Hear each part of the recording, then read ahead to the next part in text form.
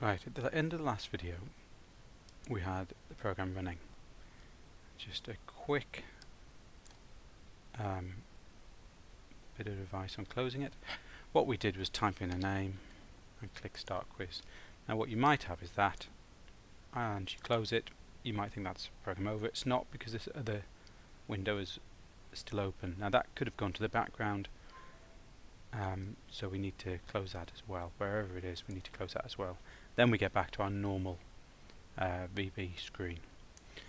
The next thing I want to do is look at passing some data between the two forms. So we enter our name here.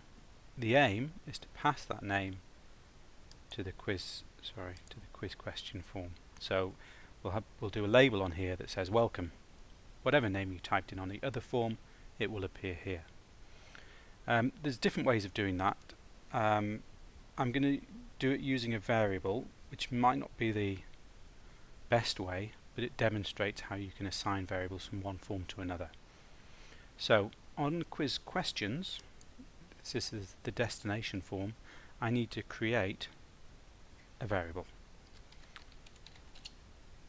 I'm going to call it username, and it's going to be a string.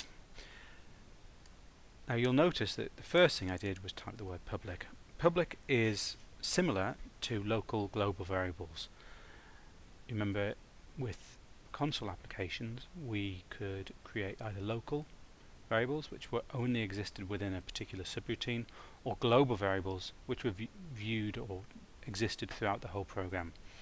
A public variable can be accessed from anywhere in the program. What that means in forms is it can be accessed from other forms. So for the code on main quiz form can access the variable username on quiz question form. If I were to put it as private, then it could only be accessed by code running on quiz question form. But I want it to be public. There we go. Now also what I want to do is, when this form loads, I want to set a label to have this name. So the first thing I need to do is create a label.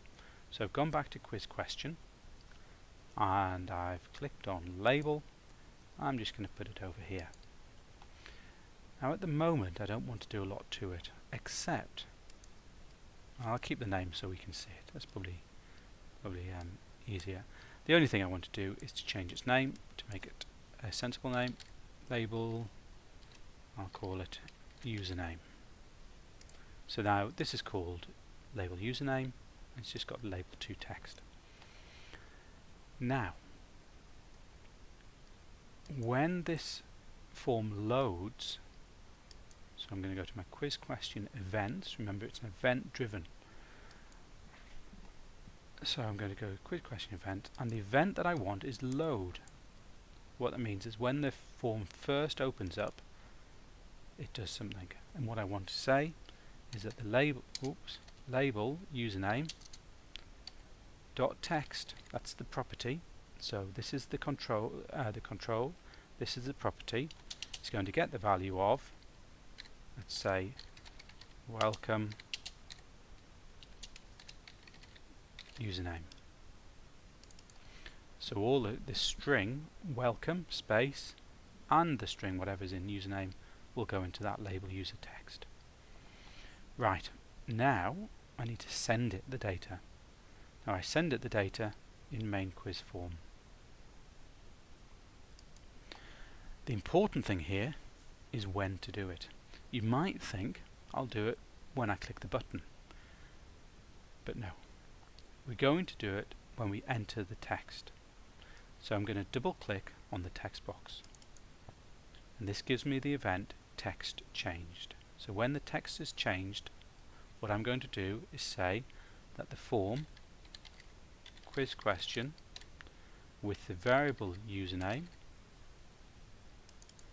gets a value of whatever's typed into text box enter name, and I want to get the text from it. So this is a control, and this is a property. So get the text from this text box and send it to the quiz question form and store it in username. So I think that might work. Let's try it. So run it. There we go. So type in my name, Bobby.